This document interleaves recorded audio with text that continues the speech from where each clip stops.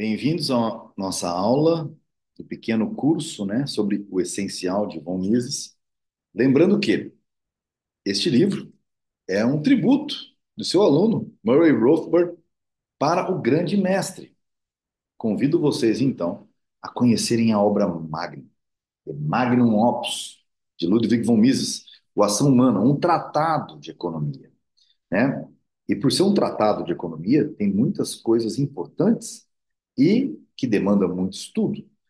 Nosso Instituto Liberal da Alta Noroeste, o ILAN, tem o prazer de ter um curso lançado agora, nesse segundo semestre de 2024, e convido vocês a conhecerem um pouco. A primeira aula vai se dar no dia 17 de outubro, perdão, 22 de outubro. Então, vocês estão convidados a fazerem o curso. E várias aulas, vários cursos serão apresentados e criados. Entrem no site, no hot site do curso, acãohumana.institutoilan.org.br, acãohumana.institutoilan.org.br, e se inscrevam neste curso que vai transformar vocês em verdadeiros economistas austríacos. Tá certo? Sem mais delongas, vamos à leitura do nosso capítulo 3. A Mises e a economia austríaca, a teoria da moeda e do crédito. O jovem Ludwig von Mises ingressou na Universidade de Viena em 1900, ou seja, se ele nasceu em 1881, com apenas 19 anos, doutorando-se em Direito e Economia em 1906. Logo se firmou como um dos mais brilhantes alunos do seminário, ainda em curso, de Eugen von Bauer. Mas, imbuído da abordagem austríaca, Mises chegou à conclusão de que von Bauer e seus predecessores não tinham avançado o suficiente, não tinham levado sua análise tão longe quanto era possível e, em consequência, restavam ainda importantes lacunas na teoria econômica da escola austríaca. É o que ocorre, é claro, em toda disciplina científica. Lembrando que o próprio Sir Isaac Newton fez a célebre frase: "Eu só vi mais longe, pois estava sobre ombros de gigantes", né? Se referindo a Galileu e Copérnico. Os avanços se fazem na medida em que alunos e discípulos se erguem sobre os ombros de seus grandes mestres. Com demasiada frequência, no entanto, os mestres ou se recusam a reconhecer o valor dos avanços realizados por seus sucessores, ou simplesmente não chegam a vê-los. A mais importante lacuna detectada por Mises foi a análise da moeda. Lembrando que a moeda sempre foi um assunto de grande discussão no meio acadêmico da economia. É verdade que os austríacos tinham conseguido analisar os preços relativos, tanto os dos bens de consumo como os de todos os fatores de produção. Lembrando que bens de consumo nada mais são do que fatores de produção de primeira ordem, aqueles que vão direto para o consumo. E os de ordem mais elevadas são aqueles fatores mais brutos, por assim dizer, menos trabalhados. Mas desde o tempo dos economistas clássicos, a moeda sempre ocupara um compartimento à parte, não sujeito à mesma análise aplicada ao restante do sistema econômico. Tanto os fundadores da escola austríaca quanto os demais neoclássicos da Europa e dos Estados Unidos aceitavam essa separação. Assim, a análise da moeda e do nível de preço foi ficando cada vez mais dissociada, mais apartada da análise do restante da economia de mercado. Colhemos agora os deploráveis frutos desta nefasta dissociação, desta nefasta apartação na separação que hoje se faz entre a micro e a macroeconomia. Para nós, economistas austríacos, isso é uma grande besteira. Não existe tal coisa como micro e macroeconomia. Tanto que Hofbauer vai sempre escrever aí entre aspas. A microeconomia fundamenta-se, pelo menos a grosso modo, nas ações dos consumidores e produtores individuais. Mas, quando os economistas passam para a análise da moeda, vemos-nos subitamente lançados no irrealismo de agregados totais de moeda, de níveis de preço, de produção nacional e de gastos públicos, sem uma base concreta na ação individual. A macroeconomia saltou de um conjunto de falácias para outro. É falácia atrás de falácia. Na época de Mises, as duas primeiras décadas do século XX, essa separação equivocada já se vinha sedimentando rapidamente na obra do norte-americano Irving Fisher, que, além de elaborar complicadas teorias sobre níveis de preços e velocidades, querendo fazer uma análise mecanicista de tudo isso, teorias estas sem nenhum embasamento na ação individual, não fez qualquer esforço para integrá-las ao corpo lógico da análise micro neoclássica. Ludwig von Mises se dispôs a eliminar essa dissociação, essa separação, e a fundamentar a economia da moeda e de seu poder de compra, erroneamente denominado nível de preço por todos os outros economistas. Então, ele se dispôs a eliminar essa dissociação na análise austríaca do indivíduo e da economia de mercado. Pretendia chegar a uma ciência econômica ampla e integrada, capaz de explicar todas as partes do sistema econômico. Mises realizou essa monumental tarefa em sua primeira grande obra, The Theory of Money and Credit, de 1912. Ou seja, ele estava aí com 19, 21, 31 anos. Um fascinante feito de perspicácia criativa, digno do próprio Bombauer. Finalmente, a ciência econômica tornava-se um todo, um corpo integrado de análise, fundado na ação individual. Não mais precisava haver qualquer dissociação entre moeda e preços relativos, entre micro e macro. A mecanicista concepção de Fischer de relações automáticas entre a quantidade de moeda e o nível de preço, de velocidades de circulação e equações de troca, foi explicitamente demolida por Mises em nome de uma aplicação integrada da teoria da utilidade marginal para a oferta e para a demanda da própria moeda. Ou seja, o que Mises fez foi usar praxeologia e cataláxia para a moeda, comprovando praxeologicamente que a moeda sofria dos mesmos princípios de todo o restante dos fatores de produção. Especificamente, Mises mostrou que, se o preço de qualquer outro bem é determinado por sua quantidade disponível e pela intensidade com que os consumidores o demandam, com base na utilidade marginal deste bem para eles, também o preço ou poder de compra da unidade monetária é determinado no mercado de maneira idêntica.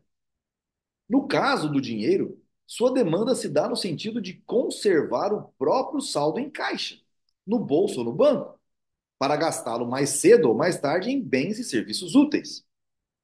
A utilidade marginal da unidade monetária, o dólar, o franco ou a onça de ouro, determina a intensidade da demanda de saldos em caixa. Ah, então, no caso do dinheiro, sua demanda se dá no sentido de conservar o próprio saldo em caixa, no bolso ou no banco, para gastá-lo mais cedo ou mais tarde em bens e serviços úteis. A utilidade marginal da unidade monetária, o dólar, o franco, a onça de ouro, determina a intensidade da demanda de saldos em caixa. Por sua vez, a interação da quantidade disponível de moeda com a demanda da mesma determina o preço do dólar, isto é, a quantidade de outros bens que ele pode comprar. Mises, embora aceitasse a teoria da quantidade clássica, segundo a qual um aumento de oferta de dólares ou de onças de ouro acarretará uma queda de seu valor ou preço, isto é, uma elevação dos preços dos demais bens e serviços, burilou consideravelmente essa tosca abordagem e integrou-a para a análise econômica geral. Entre outras coisas, mostrou que esse movimento dificilmente seria proporcional. Um aumento da oferta de moeda tenderá a rebaixar seu valor, mas A intensidade e até mesmo a simples ocorrência desse efeito dependem do que acontece com a utilidade marginal da moeda e, por conseguinte, dependem da demanda de dinheiro por parte da população para conservar seus saldos em caixa. Além disso, Mises mostrou que a quantidade de moeda não aumenta como um todo indiferenciado. O aumento é injetado num ponto do sistema econômico e os preços só subirão na medida em que o novo dinheiro se dissemina em círculos cada vez mais amplos pela economia. Se o governo, e aqui é muito importante, prestem atenção, se o governo emite novo dinheiro e o gasta, digamos, em clipes para papel, não se verifica um simples aumento do nível de preço, como diriam os economistas não pertencentes na escola austríaca. Na realidade, em primeiro lugar, aumentarão as rendas dos produtores. Depois, subirão os preços dos clipes. Logo em seguida, os preços dos fornecedores da indústria de clipes. E assim por diante. Assim, um aumento da oferta de moeda, que altera os preços relativos, pelo menos temporariamente, pode também redundar numa alteração permanente de rendas relativas. O que Mises está colocando aqui é: se o governo resolve ajudar a indústria de clipes dos seus amigos produtores de clipes, a primeira pessoa que sai ganhando é quem vende clipes para os governos, que vai ganhar o dinheiro antecipado. Depois, como vai faltar clipes no mercado, o que vai acontecer é subir o preço dos clipes e depois subir o preço dos insumos dos clipes e da mão de obra que produz clipes. Então, no final do dia, o que se vê é que as indústrias que são as indústrias estratégicas, as campeãs nacionais, são aquelas que recebem o dinheiro primeiro e aquelas que se enriquecem. Portanto, Mises conseguiu também demonstrar que um dos primeiros achados de Ricardo e de seus primeiros discípulos, por muito tempo esquecido, era absolutamente correto. Afora os usos industrial e de consumo do ouro, um aumento da oferta de moeda não proporciona benefício social de espécie alguma. Isto porque, ao contrário do que acontece, só explicando melhor, Mises conseguiu também demonstrar que um dos primeiros achados de Ricardo, as descobertas dele em relação à moeda e de seus primeiros discípulos, por muito tempo esquecido, estava absolutamente correto. Afora os usos industrial e de consumo do ouro como moeda, ou seja, o ouro é usado para fazer componentes, joias e tudo mais. Se tem uma abundância de ouro maior, o que vai acontecer é que a sociedade vai se beneficiar porque o preço da aliança vai cair, o preço dos conectores eletrônicos vão cair. Mas, afora isto, um aumento da oferta de moeda não proporciona benefício social de espécie alguma. Isto porque, ao contrário do que acontece com fatores de produção como terra, trabalho e capital, cujo aumento ocasionaria uma maior produção e uma elevação do padrão de vida, um aumento da oferta de moeda pode apenas reduzir seu próprio poder de compra, sem que aumente a produção. Se todos tivessem o dinheiro que possuem no bolso ou na conta bancária magicamente triplicado do dia para a noite, a sociedade nada ganharia com isso. Mises mostrou, contudo, que o grande atrativo da inflação, no aumento da quantidade de moeda, é, precisamente, que nem todos se apossam do novo dinheiro ao mesmo tempo e no mesmo grau. Ao contrário, o governo, seus fornecedores favoritos e os beneficiários de seus subsídios são os primeiros a receber o novo dinheiro. Estes têm sua renda acrescida antes que muitos preços subam, ao passo que os desafortunados membros da sociedade, aqueles que não são amigos dos políticos, que recebem o novo dinheiro por último, ou que, na condição de pensionistas, não o recebem de maneira alguma, saem perdendo, porque os preços dos artigos que compram sobem antes que recebam um maior rendimento. Em suma, o atrativo da inflação está em permitir que o governo e outros grupos na economia se beneficiem, silenciosa e efetivamente, às custas de grupos da população desprovidos de poder político. Vou deixar isso grifado para que vocês mantenham isso em mente. A inflação só privilegia amigos do governo e acabam o poder de compra, empobrecem toda a nação que não tem esta mesma sorte. A inflação, e aqui Rothbard sempre batendo nesta tecla para ficar bem claro, que significa a expansão da oferta de moeda. Então, inflação não é aumento de preços, inflação é expansão da oferta de moeda. É, conforme Mises demonstrou, um processo de tributação e de redistribuição de riqueza.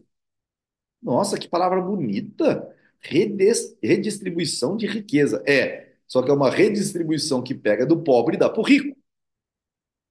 Numa economia de mercado livre em desenvolvimento, não tolhida por aumentos da oferta de moeda induzidos pelo governo, os preços tenderão geralmente a cair na medida que a oferta de bens e serviços se expande. Quanto mais gente produzindo, maior a concorrência, menor os preços. E, na verdade, baixas de preços e de custos constituíram o traço distinto, ou seja, o fato preponderante da expansão industrial ao longo de quase todo o século XIX. Ao aplicar a utilidade marginal para a moeda, Mises teve de superar o problema que os economistas, em sua maioria, consideravam insolúvel, o chamado círculo austríaco. Os economistas compreendiam que os preços dos ovos, dos cavalos ou do pão podiam ser determinados pela utilidade marginal de cada um desses itens. No entanto, a diferença desses bens demandados para serem consumidos, o dinheiro é demandado e conservado em saldos de caixa para ser despendidos em bens de consumo, nesses bens, ou até em bens de fatores de produção. Assim, pois, ninguém pode demandar dinheiro e ter uma utilidade marginal para ele, a menos que o mesmo já exista, determinando um preço e um poder de compra no mercado. Essa era a tese. Mas, nesse caso, como explicar satisfatoriamente o preço do dinheiro com base em sua utilidade marginal, se ele precisa ter um preço pré-existente para ser demandado? Esta era a grande pergunta. Com seu teorema da regressão, Mises superou o círculo austríaco. Numa de suas mais importantes realizações teóricas, mostrou que, de maneira lógica, pode-se fazer retroceder esse componente temporal da demanda de dinheiro até aquele dia remoto em que a mercadoria moeda não era dinheiro, sendo antes, por direito próprio, uma mercadoria útil de escambo. Em suma, pôde-se fazê-lo retroceder até o dia em que a mercadoria moeda, por exemplo, ouro ou prata, era demandada exclusivamente por suas qualidades, enquanto mercadoria consumível e diretamente utilizável. Isso é muito importante. E aqui nasce a teoria de como surgem as moedas verdadeiras espontaneamente. Mas Mises não apenas completou assim, porque tudo que eu coloquei aqui acima tinha também sido começado por Karl Menger. Mas Mises não apenas completou assim a explicação lógica do preço ou do poder de compra do dinheiro. Sua descoberta teve outras importantes implicações. Mostrou que a moeda só poderia ter uma forma de origem: no mercado livre e a partir da demanda direta, nesse mercado, de uma mercadoria útil. O que faltou agora no mundo moderno para Mises responder é a questão do Bitcoin, por exemplo, dessa criptomoeda. Não no seu fator de escassez, não sobre as questões da demanda do pessoal, mas como algo que não nasceu de uma ordem espontânea, mas sim da ideia de um homem.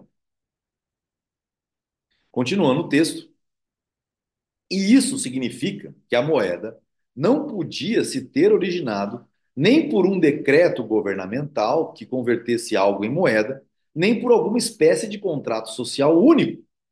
Ela só poderia ter se desenvolvido a partir de uma mercadoria útil e valiosa para todos.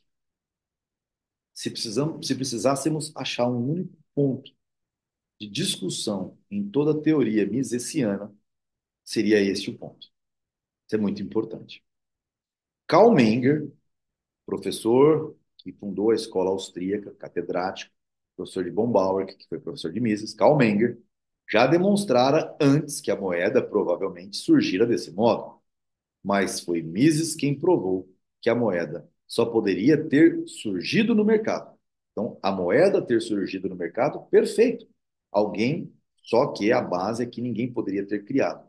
E o que vemos no Bitcoin hoje, se ele se tornar uma moeda, é que isso, de fato, uma moeda de escolha não forçada pelo Estado, mas uma moeda verdadeira, de escolha de toda a sociedade, foi feita por uma pessoa, um contrato social único. Mas isso não tinha outras implicações. Significava, em oposição para as concepções da maioria dos economistas de então, daquela época, e de hoje, que a moeda não é simplesmente unidades ou pedaços de papel arbitrário, tal como definidos pelo governo, dólares, libras, francos, etc. Ela originou-se necessariamente como mercadoria útil, como ouro, prata ou qualquer outra coisa.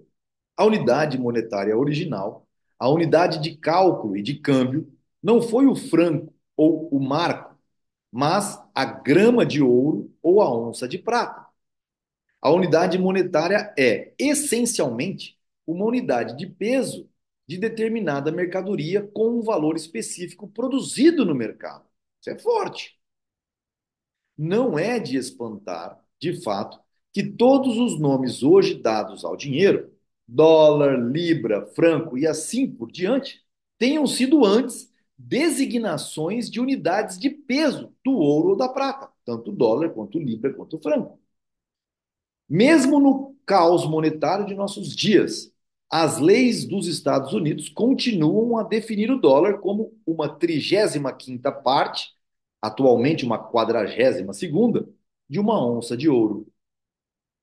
Essa análise combinada para demonstração feita por Mises dos implacáveis males sociais que decorrem do aumento da oferta por parte do governo de dólares e de francos arbitrariamente produzidos, indica o caminho da total separação entre governo e sistema monetário.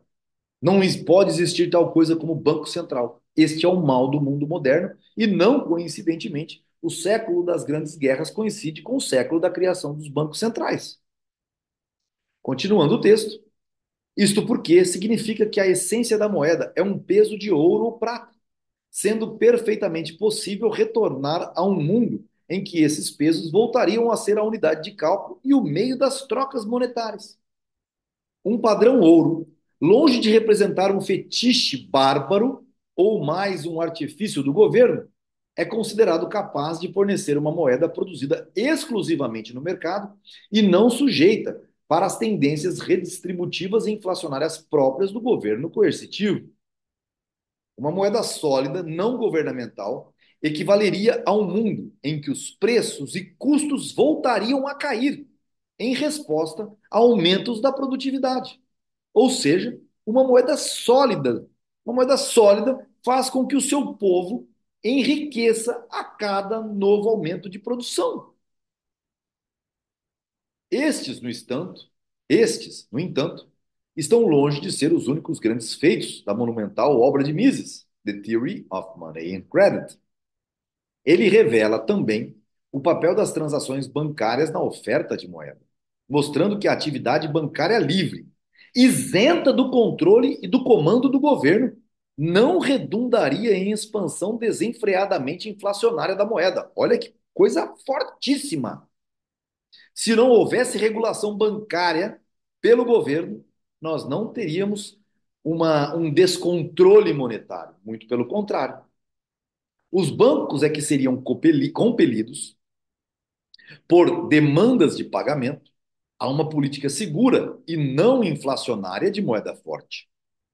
Segundo a maioria dos economistas, a centralização da atividade bancária, ou seja, o controle das atividades bancárias por um banco governamental, por um banco central, tal como ocorre no sistema de reserva federal, the Federal Reserve System dos Estados Unidos, é necessária para que o governo possa restringir as tendências inflacionárias dos bancos privados. Então, segundo a maioria dos economistas, os falsos economistas, não dos austríacos, a centralização da atividade bancária, ou seja, o controle dessas atividades bancárias, é necessária para que o governo possa restringir as tendências inflacionárias dos bancos privados. Mas Mises demonstrou que o papel dos bancos centrais foi exatamente o oposto: o de eximir os bancos das rigorosas restrições impostas pelo mercado livre para as suas transações, estimulando-os e impelindo-os para a expansão inflacionária de seus empréstimos e depósitos. A centralização da atividade bancária, como o sabiam perfeitamente seus primeiros proponentes, é e sempre foi um expediente inflacionário destinado a livrar os bancos das restrições do mercado. Olha que frase forte que Mises está dizendo, que a centralização da atividade bancária, como já era sabido por quem criou os bancos centrais, é e sempre foi um expediente inflacionário destinado a livrar os bancos das restrições do mercado. O mercado se regulando faria com que bancos quebrassem e só sobrariam bancos que teriam muito cuidado para não emitir notas e empréstimos que eles não pudessem pagar. Então foram os bancos que convenceram o governo, ou o governo que convenceram os bancos, a criar um sistema onde houvesse um banco central que lhes desse crédito abundante assim, sempre que eles necessitassem, com uma desculpa para a sociedade que fosse para evitar o colapso do sistema financeiro. Eles te roubam ao longo de toda a sua vida com essa desculpa. Outra importante realização do livro The Theory of Money and Credit foi erradicar algumas anomalias que, não tendo base na análise da ação individual, prejudicavam o conceito austríaco da utilidade marginal. Em contradição com sua própria metodologia básica, tomar por base as ações reais dos indivíduos, os austríacos tinham aceitado as versões da utilidade marginal propostas por Jevons e por Walras, os quais haviam procurado transformá-la numa quantidade matemática mensurável. Até hoje, todo manual de economia explica a utilidade marginal com base em útiles, unidades supostamente suscetíveis de adição, multiplicação e outras operações matemáticas. E, se um estudante percebesse que não há muito sentido na frase, abre aspas, atribua um valor de 4 úteis a este quilo de manteiga, fecha aspas, estaria coberto de razão. Baseado em ideias de um colega, o tcheco Franz Kuhel, no seminário conduzido por Bombauer, Mises refutou cabalmente a ideia de uma utilidade, que a utilidade marginal fosse, de algum modo, mensurável, mostrando tratar-se de uma hierarquização estritamente ordinal, em que o indivíduo arrola seus valores por categorias de preferência. Prefiro A B e B a C, sem pressupor qualquer unidade mitológica ou quantidade de utilidade. Se já é absurdo dizer que um indivíduo pode medir sua própria utilidade, mais absurdo será tentar comparar utilidades entre pessoas de uma sociedade. Contudo, ao longo de todo este século, estatistas e igualitários têm tentado utilizar desse modo a teoria da utilidade. E não existe nada pior do que estatistas e igualitários, pessoas que vêm com discursos de que precisamos da igualdade social. São pessoas do mal. Se é lícito dizer que a utilidade marginal de $1 para cada pessoa reduz-se para a medida que ela acumula mais dinheiro, por que não se poderia dizer também que o governo pode aumentar a utilidade social, subtraindo $1 de um homem rico? Olha só o que Mises preconiza, que lhe atribui pouco valor e dando a um pobre que muito o valorizaria. Olha que forte isso. Olha que questão grande, peculiar. Se é lícito dizer que a utilidade marginal de $1 para cada pessoa reduz-se na medida que ela acumula mais dinheiro, se isso é fato, e é fato, Ou seja, para quem tem US$ 1 bilhão, ganhar US$ 1 apenas a mais é diferente de quem tem US$ 1 ganhar US$ 1 a mais. Mas se é lícito dizer isso, por que não se poderia dizer também que o governo pode aumentar a utilidade social, subtraindo US$ 1 de um homem rico, que dá pouco valor a ele, né? Que lhe atribui pouco valor, e dando a um pobre, que muito valorizaria? A demonstração que Mises, continuando a leitura, a demonstração de Mises de que as utilidades não são mensuráveis elimina por completo o uso da utilidade marginal como argumento em prol da adoção de políticas igualitárias pelo Estado. Não obstante, embora pretextando aceitar a ideia de que a utilidade não pode ser comparada entre indivíduos, os economistas ousam prosseguir, tentando comparar a soma e somar benefícios sociais e custos sociais. Óbvio que isso é, em suma, ridículo. E aqui a gente encerra o capítulo 3. Espero que estejam gostando do essencial de Von Mises e espero que isto os motive a fazer o curso de economia austríaca. Tudo que nós falamos hoje nesse capítulo 3 é muito mais aprofundado do que simplesmente um ampassan que nós fizemos aqui. Convido vocês, entrem no site acãohumana.institutoilan.org.br. Nos vemos na próxima aula e espero vê-los no curso também. Grande abraço a todos.